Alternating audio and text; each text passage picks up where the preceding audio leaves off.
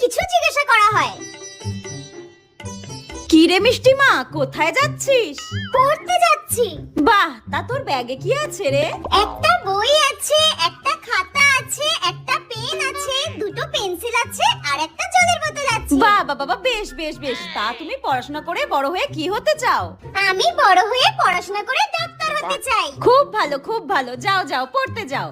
ঠিক আছে, বড়দের যখন কিছু জিজ্ঞাসা করা হয়। মা আমি আসছি। কি রে জেপি, কোথায় যাচ্ছি? কেন কাকিমা, তুমি দেখতে পাচ্ছ না আমি তো বইয়ের ব্যাগ নিয়ে বাজারে যাচ্ছি, বাজার করতে। হ্যাঁ, কি চোপা। তা তোর ব্যাগে কি কি আছে রে?